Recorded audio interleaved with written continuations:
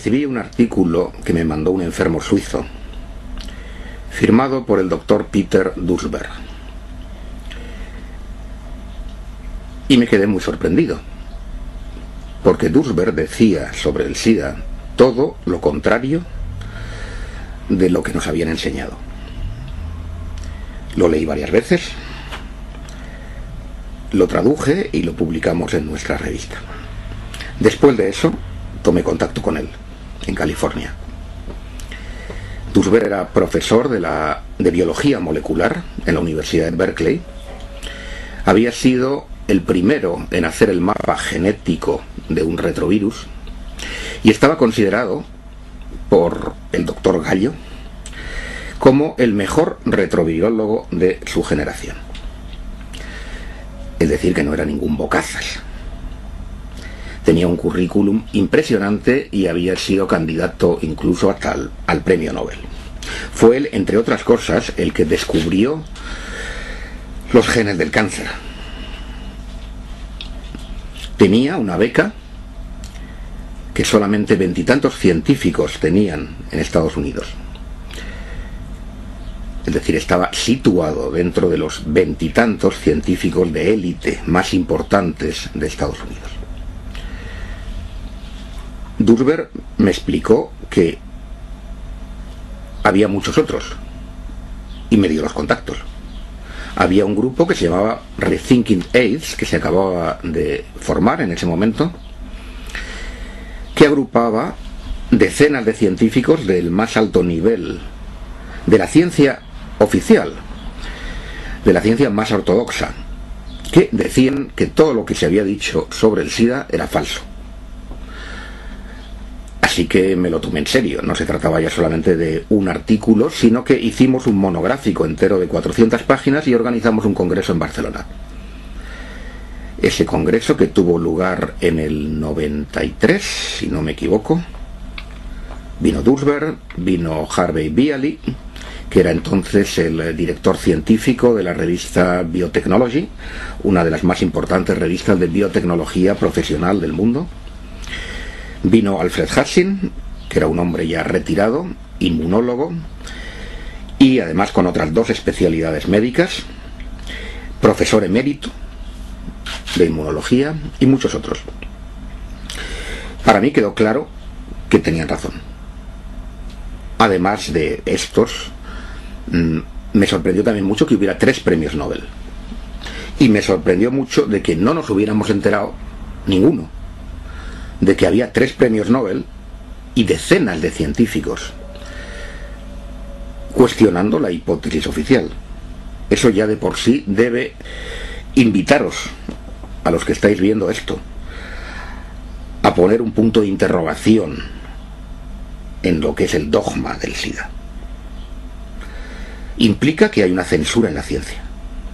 De hecho, esa censura, muchos de estos científicos la han vivido. Desde que Duesberg empezó a decir esto, por ejemplo, puesto que hemos empezado a hablar de él, y se lo merece, puesto que fue el primero que tuvo el valor de enfrentarse con la ortodoxia, su beca desapareció, sus fondos de investigación desaparecieron. Le quitaron hasta la secretaria. Y sufrió las consecuencias de decir la verdad y de ser honesto. Como anécdota, un colaborador suyo, Stroman, que era otro biólogo molecular muy prestigioso en la Universidad de Berkeley, cuando se jubiló en los años 90, dijo: señores, dijo y lo escribió, Duesberg y todos los que dicen que el virus del SIDA no causa el SIDA tienen razón, pero he esperado a jubilarme para que no me pase lo mismo que a él. Y añadió: muchos de nosotros, refiriéndose al resto de los biólogos de primera línea, pensamos lo mismo. Muchos lo piensan, pero no lo van a decir, por lo menos hasta que se jubilen. Así que esperamos que a medida que se vayan jubilando tengamos una epidemia de disidentes.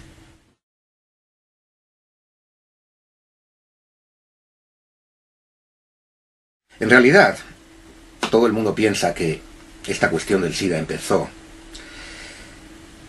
en los años 80. A mi juicio empezó mucho antes. Empezó con el inicio de la investigación sobre los retrovirus. El llamado virus del SIDA es un retrovirus, una familia especial de virus. La investigación masiva sobre ese tipo de virus empezó en 1971. ¿Por qué?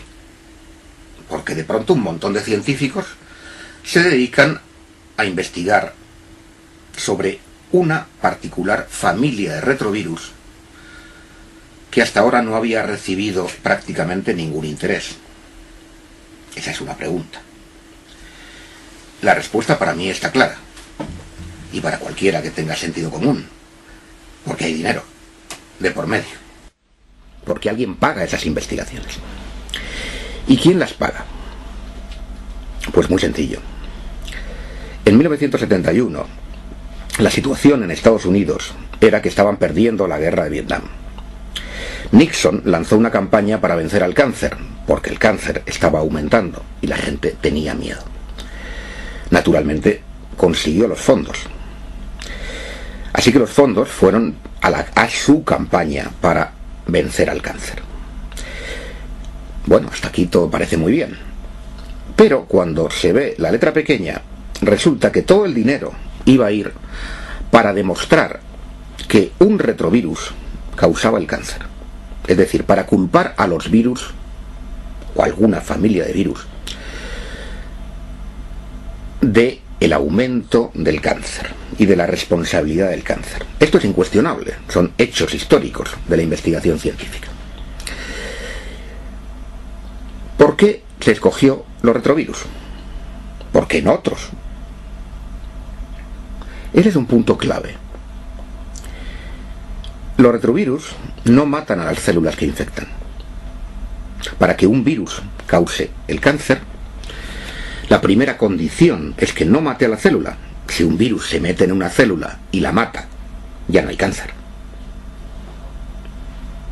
Por lo tanto, por ese motivo se escogieron a los retrovirus. ¿Y qué sentido tenía dedicar todo el dinero a esto? Pregúntenselo.